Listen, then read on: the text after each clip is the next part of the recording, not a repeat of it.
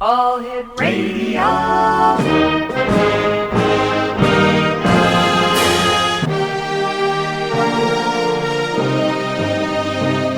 Welcome to the X Zone, a place where fact is fiction and fiction is reality.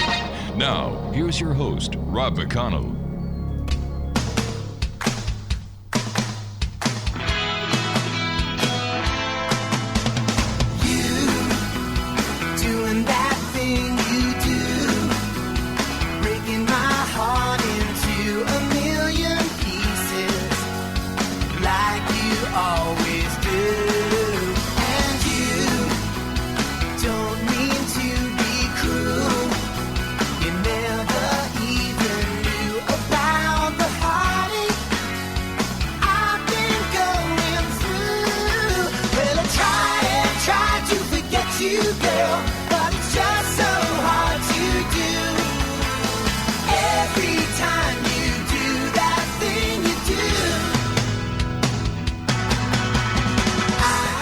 And good evening, one and all, and welcome back to the X Zone. I am Rob McConnell, and for the next 2 hours, I am your host. I am your guide as together we cross the time-space continuum to this place that I call the X Zone.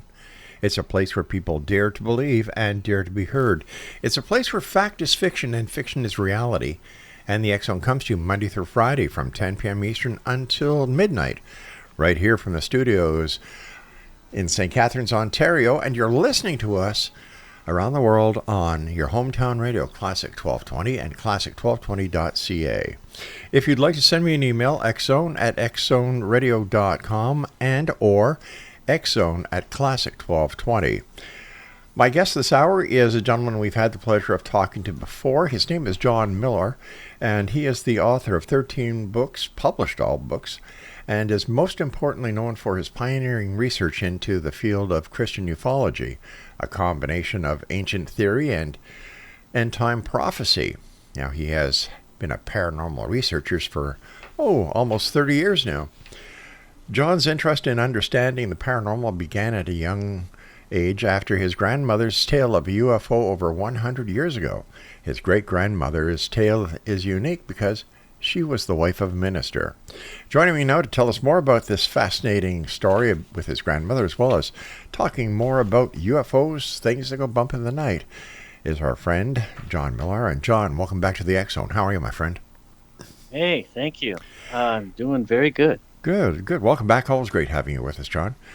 Tell us, for the listeners who may not have heard you the last time you were on the show, tell us a little bit about yourself and how your grandmother's story inspired you. Okay, so I was always a spiritually inclined kid, so that's part of my background. My story with UFOs, though, in particular, goes back to my great-grandmother, wife of a minister for 60 years plus.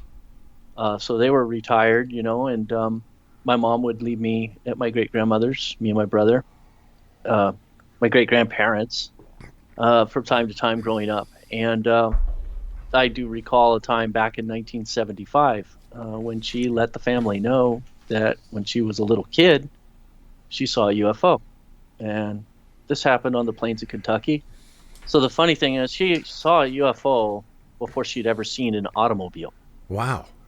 Yeah, so she had no frame of reference for like fantastic technology like that.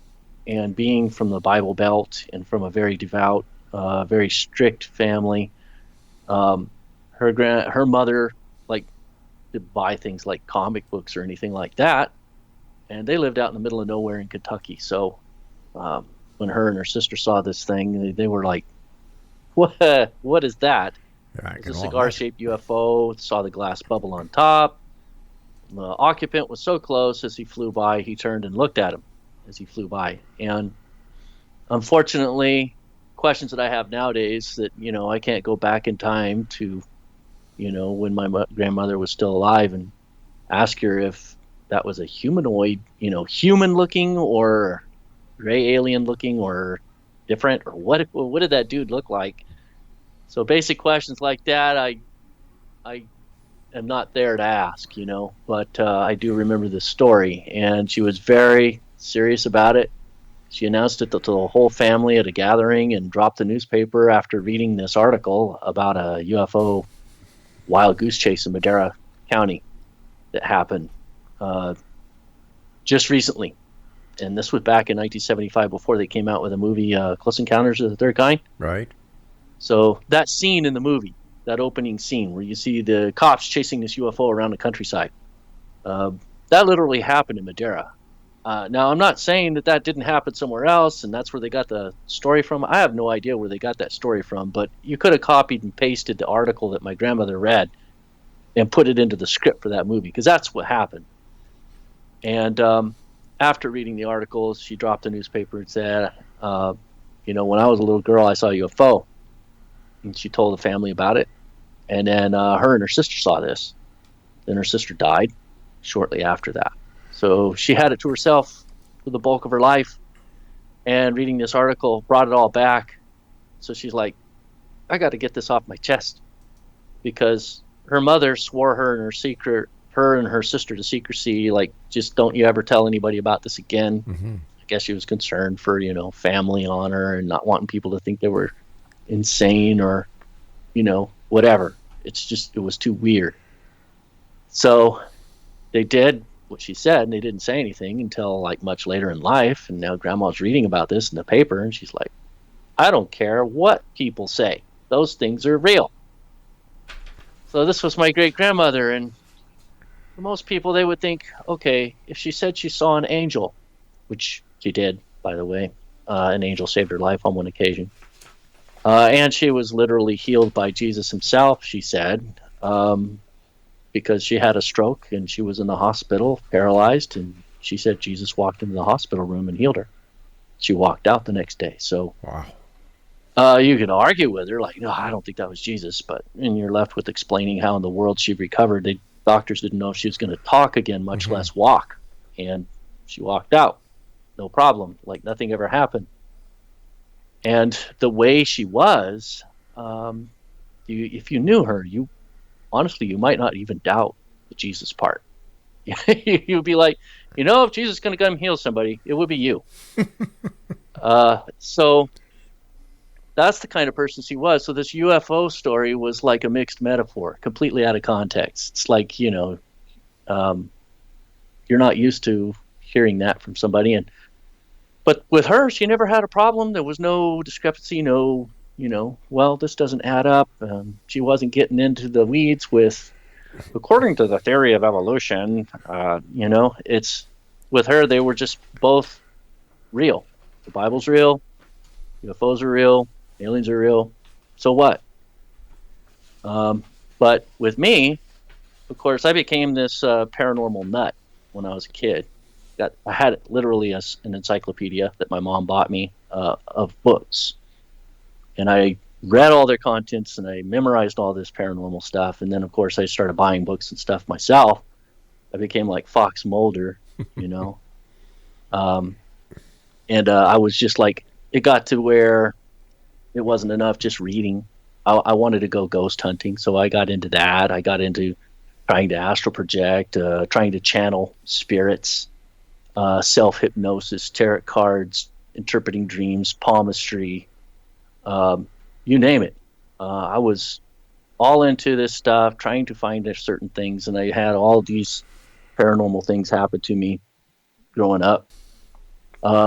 Because I was big time into seeking stuff out, and ended up getting my house infested with demonic stuff, and kind of made life hard on myself at some point.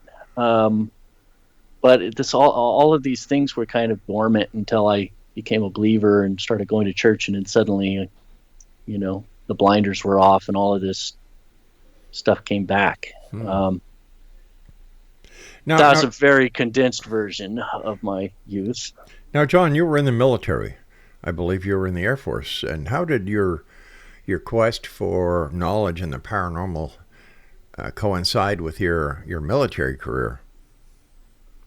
So I kind of had to keep it on the down low, especially in the Army. In the Army, when I actually had that paranormal encounter in the jungle of Panama, and I communicated with this glowing ball of light, there were other people that were there. My team leader literally witnessed this. And instead of being astonished that I communicated with something that was not of this earth, he instead chose to mock me and say to other people that I summoned it. And they turned it into a joke fest and pretty much shut me down. Like, I can't talk to these people about what I saw because they're just going to ridicule me. And I couldn't get anywhere with it. So I never reported it past my team leader, what happened. Besides, he was there. He Right. saw it with his own eyes. And yet, all he could do is just use it to tease me. No. When in fact, it was pretty damn fun teasing him because he was terrified when I was talking to this thing, whatever it was, this glowing ball of light. What did this thing look like? And do you think it was, it showed any movement or any comprehension to make you believe it was intelligent?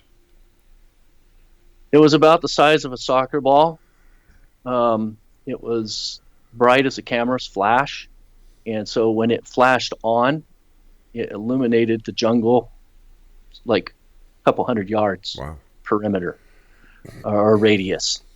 And it did emanate its presence to me. So that feeling that you get that you're being watched, multiply that by about 1,000. It emanated this. And when it wasn't flashed on, like it would flash on every 30 seconds, just a blink of a flash, like a camera flash, and then it was off. So it started out in the jungle and made its way to our position, and when it got to us, it stopped. So there's your first sign of intelligence. It made a V line to our position and then stopped when it reached us. And I looked through the night vision binoculars, AMPVS 7s. I couldn't see anything. So it was completely silent, and it was not visible with night vision, and yet it was there. So I believe it had transdimensional properties, whatever it was. And I communicated with it, trying to say, who are you? What are you? I come in peace, trying to convince it that, not to kill me. I did have an M60 with 750 rounds of ammunition, but I disarmed myself against the wishes of my team leader. And I told him, if this thing wanted to kill me, it would have already. It's very powerful, whatever it is. It's got a lot of electricity coming out of that thing. John, we've got to take our first break. Please stand by. And X Zone Nation, our guest this hour is John MILOR. JOHN-MILOR is how you spell his name. And John's website is johnmilor.com, JOHN-MILOR.com. And this is the X Zone, a place where people dare to believe, dare to be heard, Monday through Friday from 10 p.m. Eastern until midnight. Right here from our center and broadcast studios in St. Catharines, Ontario, Canada. And you're listening to us on your hometown radio, Classic 1220, and streamed around the world on classic1220.ca. We'll be back. Don't go away.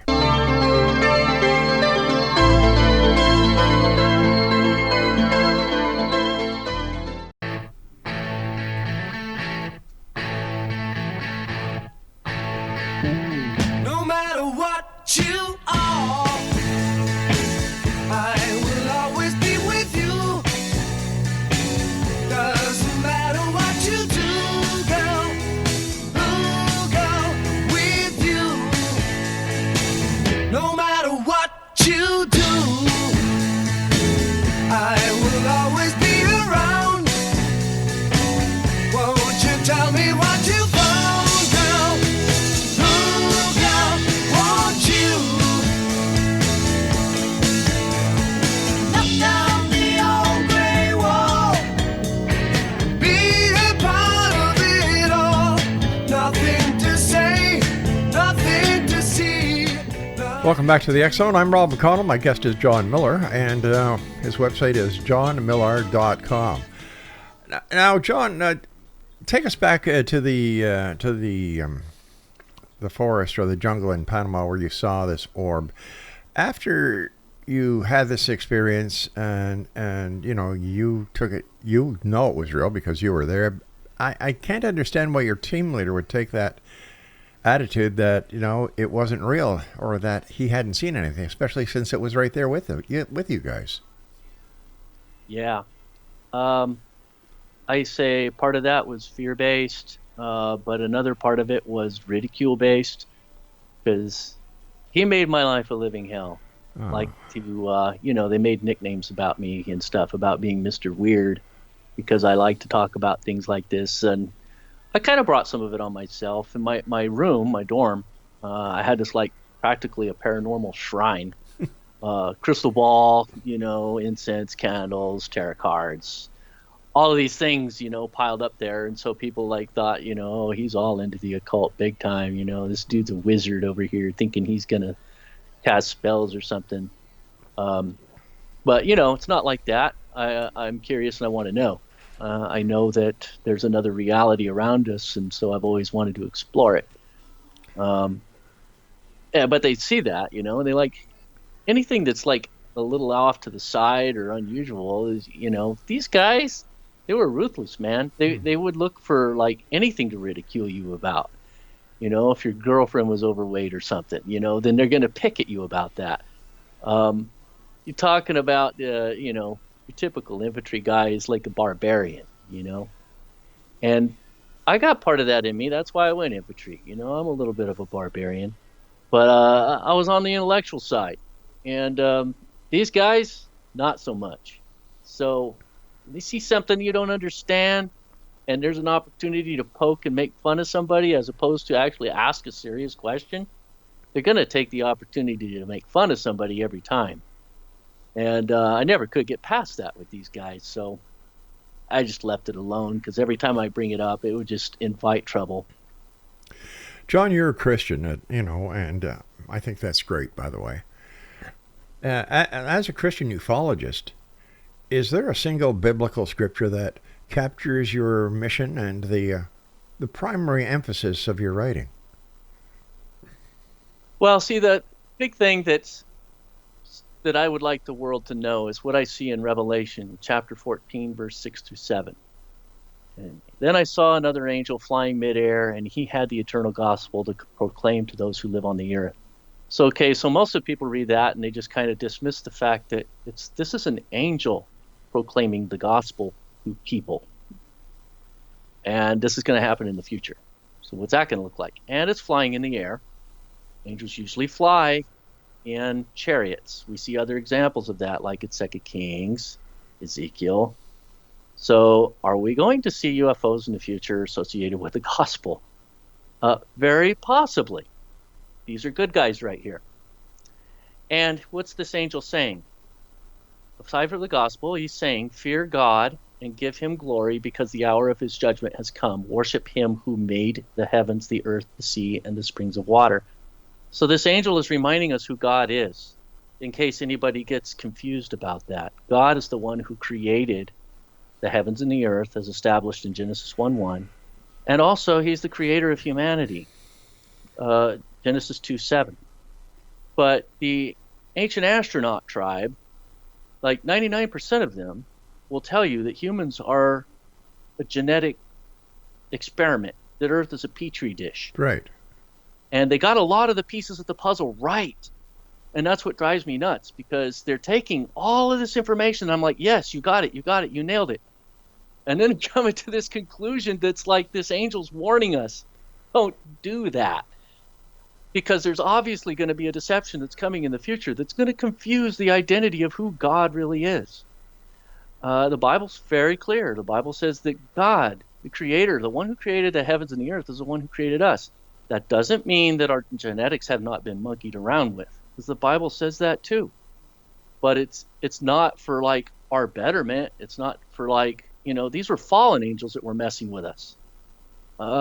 It's God that created us as he intended us, and he's going to translate us into this glorified state of being in the future. That's not evolution. That's God translating us. So it's almost like a perversion of the same actual story that's in the Bible. And I'm trying to set the record straight. I'm preaching the message of this angel right here. Let's get God straight. Let's get his identity straight. What's the difference between an angel and a fallen angel? So all angels started out. I honestly believe that God created the universe and populated it with life just like Adam and Eve, and that they were glorified beings that were sinless, but they were reproducing after their own kind. Then they reached this state that honestly humanity is a metamorphic species, that we were intended to go through a spiritual metamorphosis and translate into this higher form that no longer reproduces but no longer has to eat, and that we're 100% immortal, like so powerful you can't even kill us. So this is the destiny of Adam and Eve, but I think that this is where angels came from, that they were once reproductive, but they translated and they became into this higher form. So that there's beings out there that haven't translated yet. They're like pseudo-immortal. They have to eat some food or something to stay alive. And then eventually, if they don't sin, they will translate like butterflies, coming into this metamorphosis and then coming out the other end as an angelic being. I believe that that's our future, and that's where angels came from until they fell. So when you had some fall, some of them were cursed with death, just like Adam and Eve. They were restricted from whatever was keeping them alive, so they became old and they died. Those who had already become angels were extremely powerful, and they weren't going to die. So Satan falls into that category, and some of his more powerful angels that are out there, or his followers, they fall into that category. They can't be killed, and they won't die. They can be locked up, but the only one who can actually destroy them is God, and that's in the lake of fire, and that'll be in the future. So it's their alignment, basically. Fallen angels have turned against God and rebelled against him. Faithful angels are still with God. John, with your military background, have you ever personally heard about anything otherworldly? So now this is a pretty interesting thing that happened to me, like in my second to my last year of being in the military. I think it was 2021. Actually, no, it might have been my last year. I went to the Chiefs Council, and this was in Ventura County. And this is where all the chiefs go there. And they're like from all over the United States, both Air Force and Air National Guard. So a lot of them converged there. And it was part of, here's what's going on in the world today. And here's, it was also related to current events, but some training that we had to take care of. And it was one of the conferences that we were there where they had a question and answer session. One of the guys raised his hand, and he said, "Yeah, you." And he said, "When are we going to hear more about our trip to Antarctica?" And as he was asking this question, he was immediately shut down by the guy in the front. And this guy interrupted him and said, "We're not talking about that here. Don't mention it again." So most people didn't hear the first part of the question, but I was listening, and I heard he said, there's a trip for TDY. The guy said, "Well, I was just asking about," and he said, "Shut it." It's like, dang, what the heck? So automatically, my ears are perked up, like, okay, top secret something or other going on in Antarctica, which from my UFO hat on my unclassified channels of access, I've heard all kinds of things about Antarctica. Dates back to World War II with, Admiral Byrd and his mission that went haywire there, and all the UFOs that he apparently wrote about in his own personal accounts. Research from Steve Quayle. Didn't Hitler have an interest in Antarctica as well? Apparently. Yeah. So that's part of what it was about. Hitler had some kind of underground base there, something like that. He had this affiliation with the Tall Whites. Steve Quayle talked a lot about this. That's where apparently Hitler was inspired with his master Aryan race belief system with these, apparently, I guess they were racist, very evil entities, that they inspired his thinking on all of that, and that they were centered there in Antarctica. And the reason this recently came up to the forefront is that I was watching this piece of this documentary from researcher Linda Howe, Yes. and she was talking about Antarctica and 2 Navy SEAL whistleblowers that came forward. So we're seeing all these whistleblowers now. Yeah, So, but how can we take everything that these whistleblowers are saying as verbatim? I don't understand it when you have these members of the military who take this oath, and I can't see how you can just break your oath and open your mouth and spiel all these top secret secrets. It makes no sense to me. And if they do that, John, what does their word mean, and how can they be trusted? Well, there's an answer to that. So I understand what it means to keep your oath. Right. And when you sign your non-disclosure agreement, the problem is that's being abused. When Congress is asking questions and they're shut down, and even the President of the United States is told you don't have access, then at what point are the people having any say in what's going on? If even the president is told that he's denied access, that's wrong, in my opinion. That's absolutely wrong. I can see both sides of that coin. I really can, because the president isn't there for life. All he's there is maximum 8 years, right? Well, that's how we get the deep state. That's how we get the CIA doing all this corrupt garbage that they're doing above the law. I mean, they're able to murder people straight up. They're able to cheat in elections and do all kind of nefarious, horrific things and get away with it because they have so much authority, so much power, basically just stomp all over the Constitution. And then when you start to object to it, they say, this is classified. This is a national security situation. You have to shut your mouth. But hold on. I understand that this can be frustrating to some people. But isn't the venue of the CIA outside of the continental U.S.?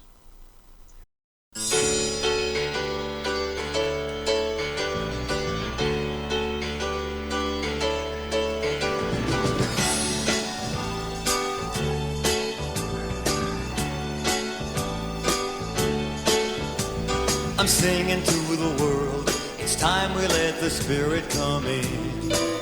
Let it come on in. I'm singing to the world. Everybody's caught in the spin. Look at where we've been running around year after year, blinded with pride, blinded with fear. But it's daybreak, if you wanna believe it can be daybreak. Ain't no time to grieve, said it's daybreak. If you'll only believe and let it shine, shine, shine all around the world. Thank God. Exonation, John Miller is our special guest, www.johnmiller.com, and we're coming to you from our broadcast center and studios in St. Catharines, Ontario, Canada, on your hometown radio, Classic 1220, and streamed worldwide on classic1220.ca.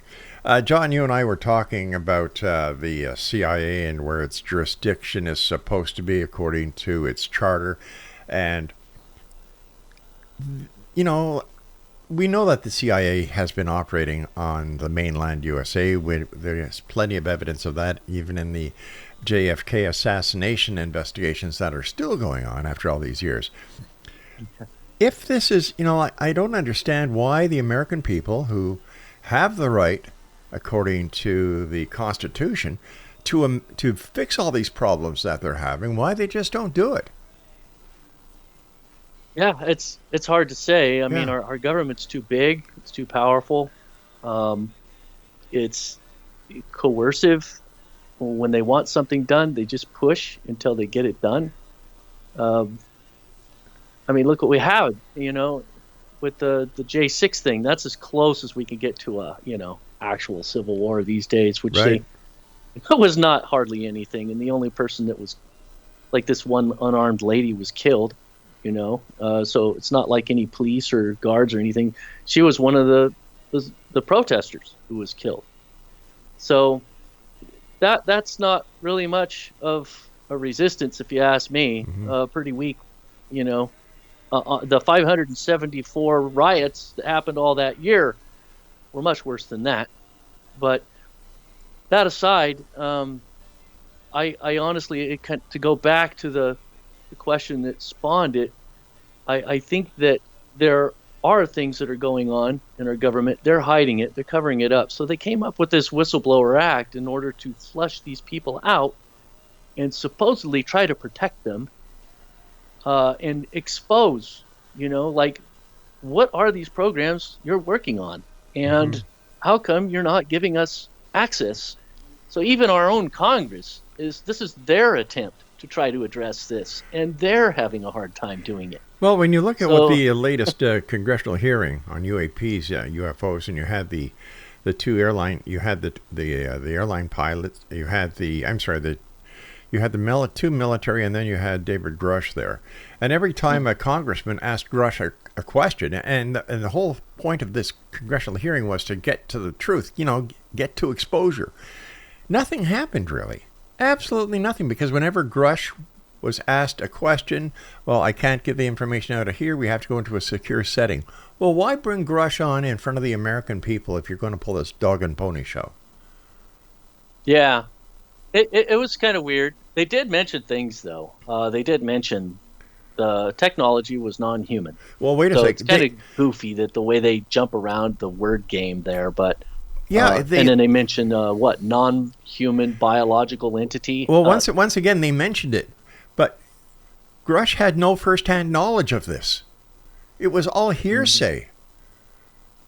So if it's Grush really hard getting to the bottom of it. If Grush would have said, "I saw this, I saw that," but he didn't.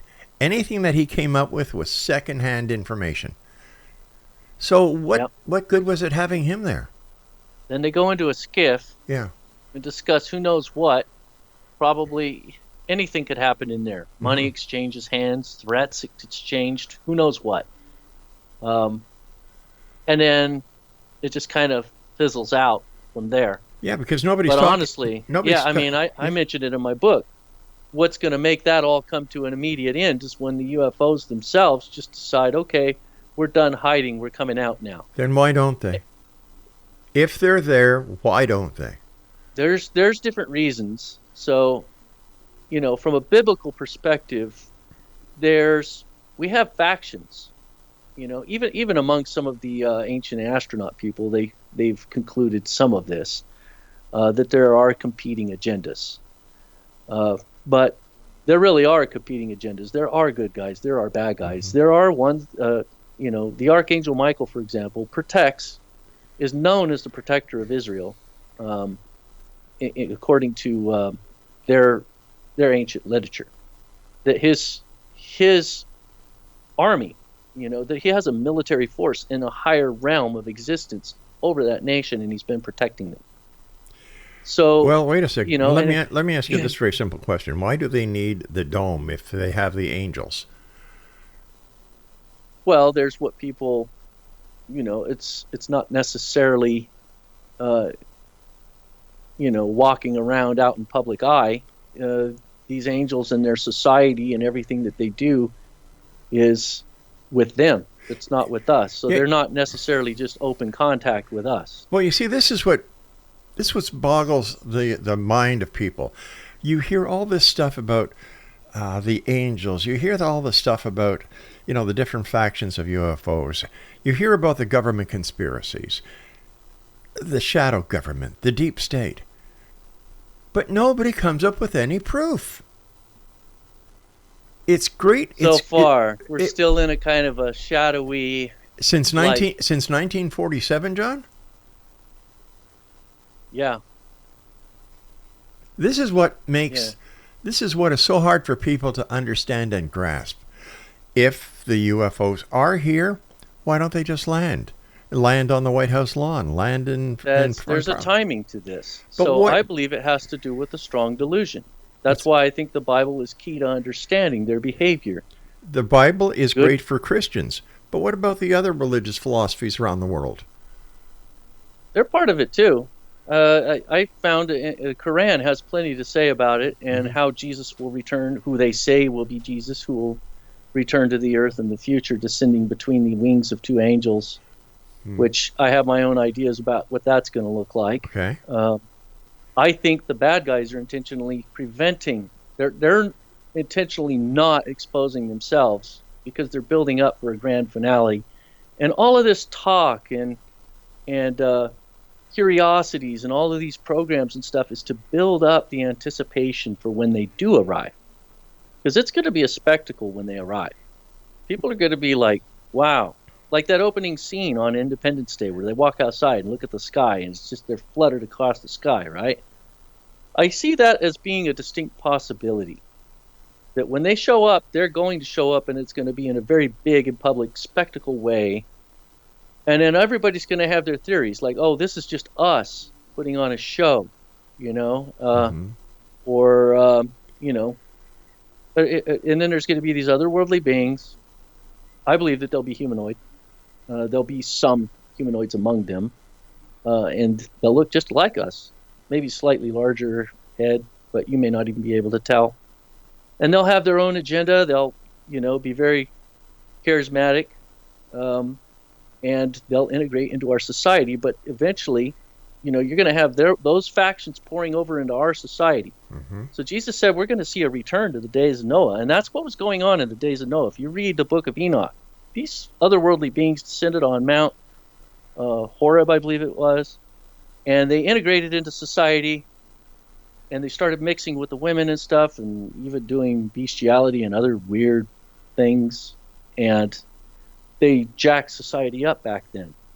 But they were actually personally communicating and being involved in the affairs of humanity, showing us all these things, sharing technology and stuff.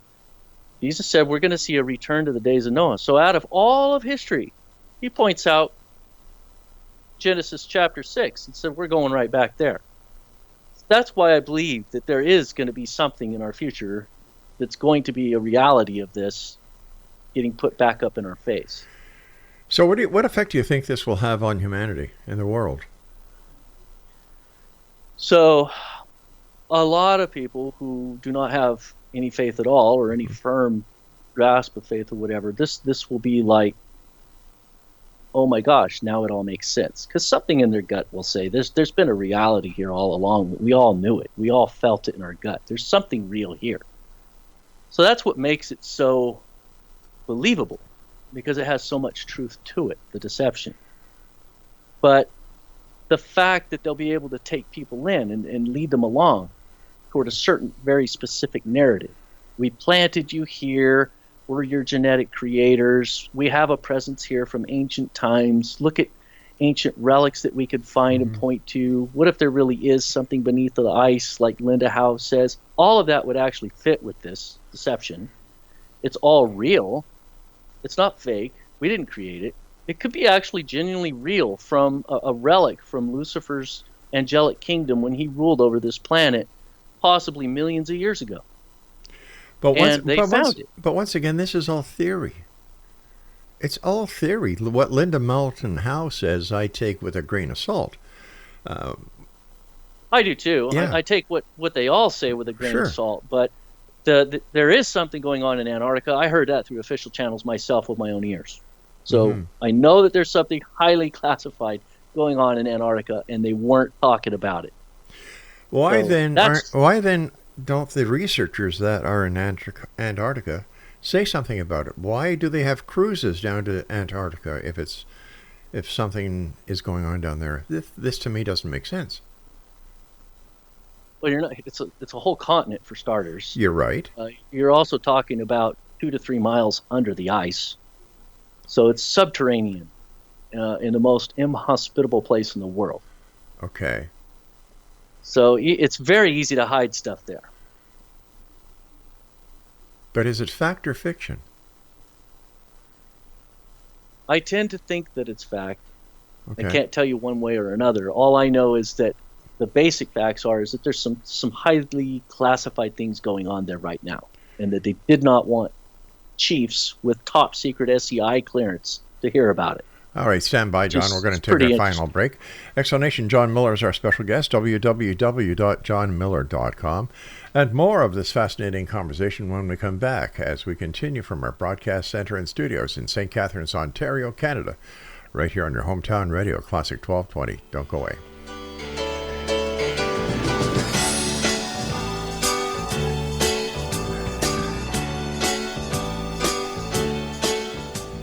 I'm singing.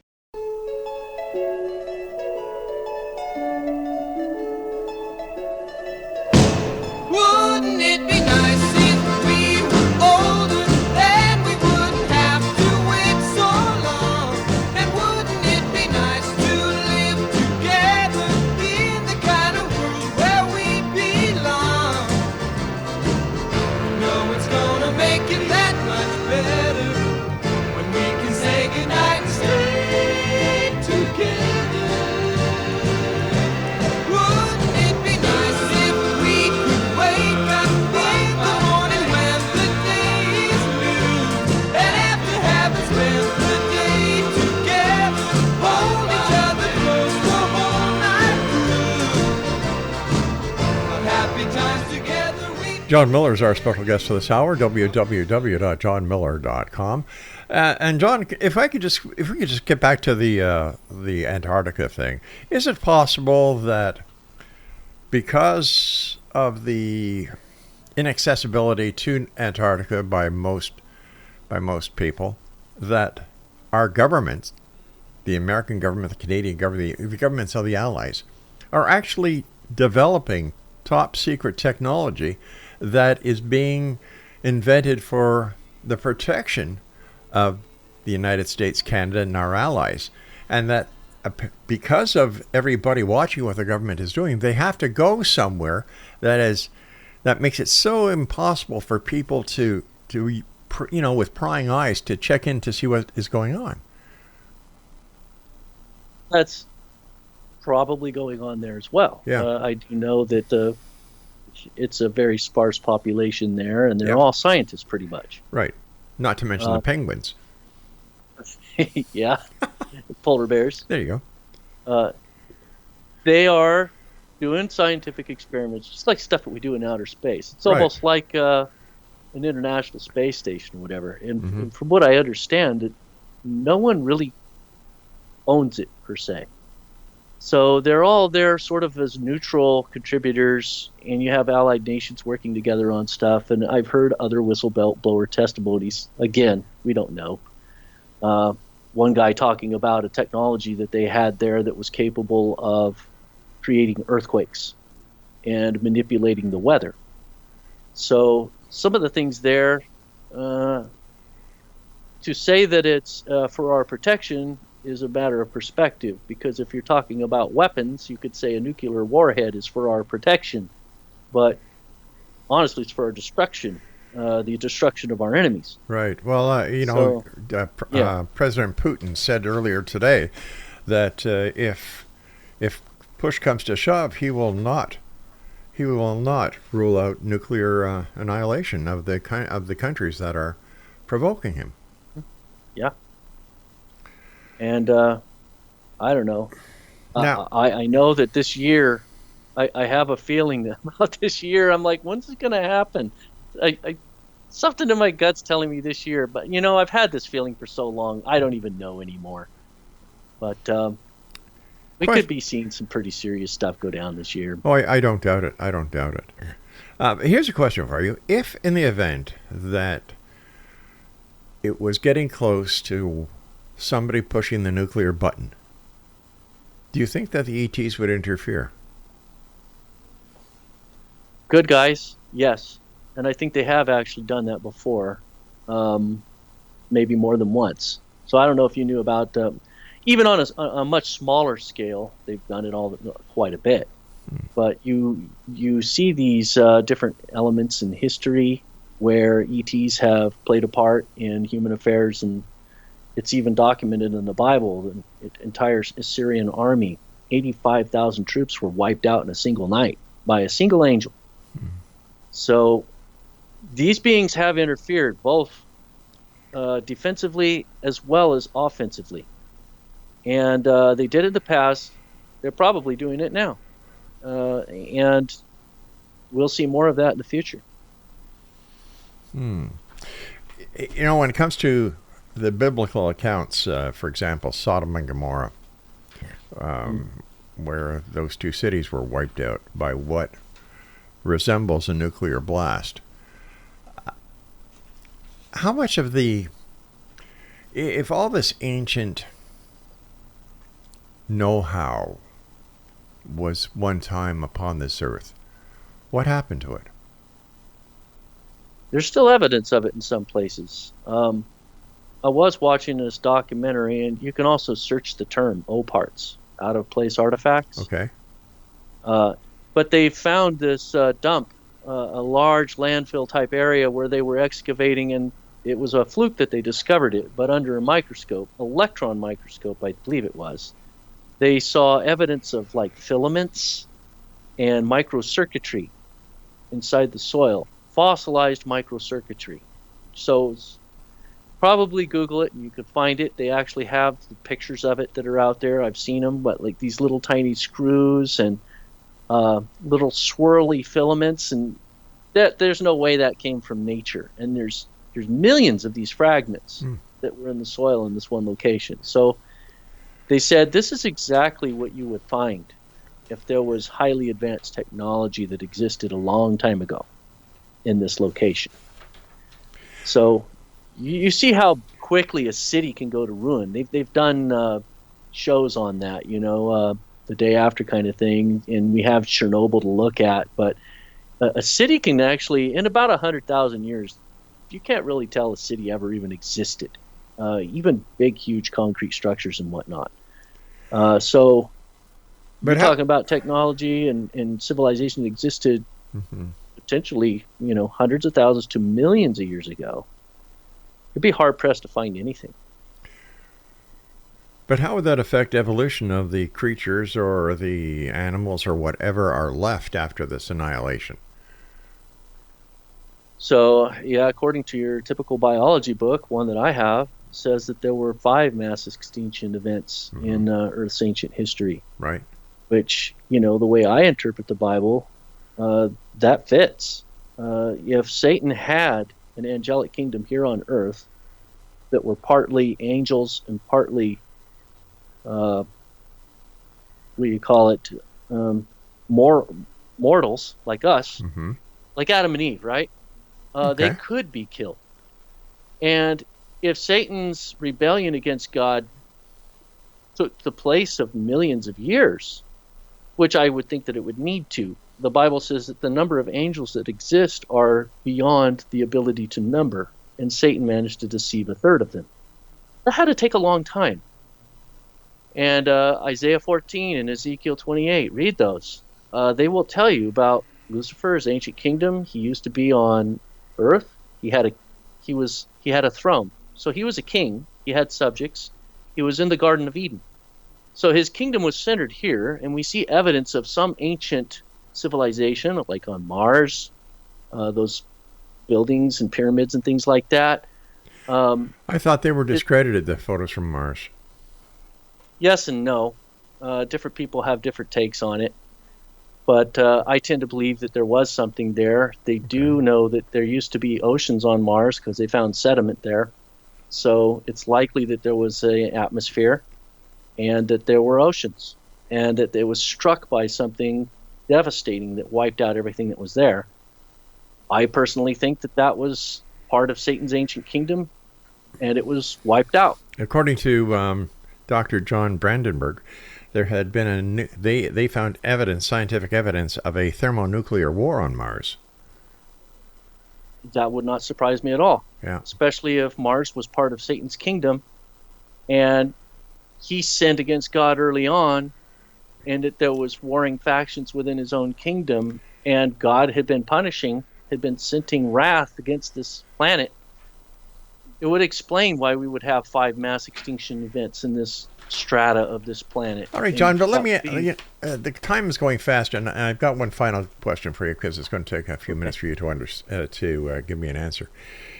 If God is all-powerful, why does he allow evil to exist? Why does he put up with Satan? Why does he put up with the fallen angels? If he is all-power, he has the ability to destroy what he created. So why doesn't he just get rid of them? It has to do with free will. Ah, that's a cop-out. Now, that's a cop-out.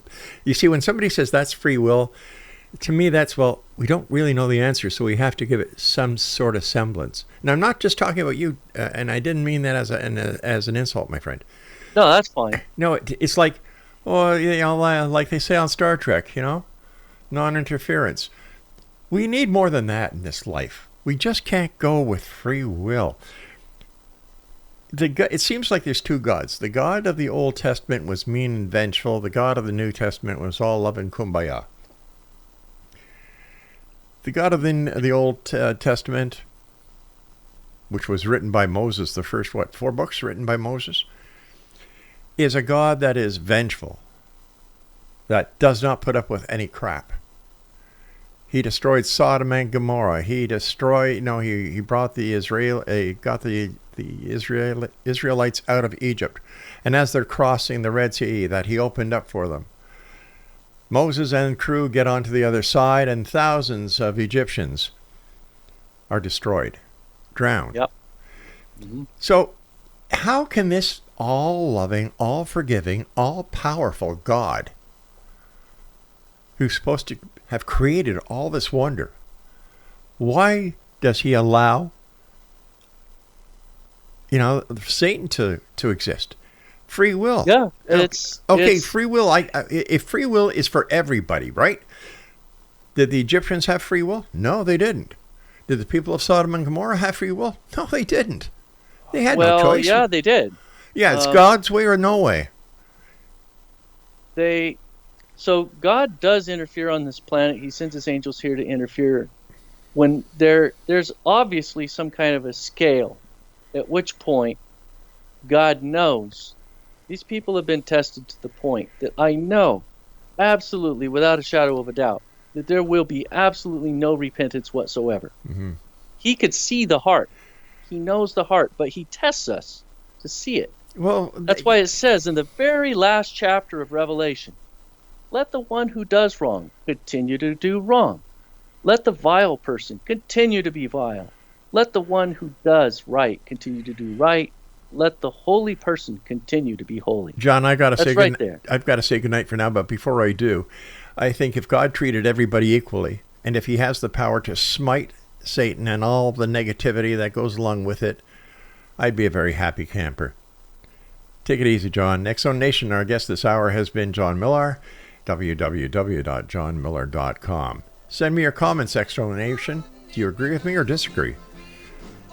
My email address is xzone@classic1220.ca. I'll be back on the other side of this break as hour number 2 of tonight's show continues. As we continue, don't go away. No, it's gonna make it that much better when we can say goodnight and stay together. Wouldn't it be nice if we could wake up in the morning when the day is new, and after having spent the day together, hold each other close the whole night through? What happy times together we've been spending. I wish that every kiss was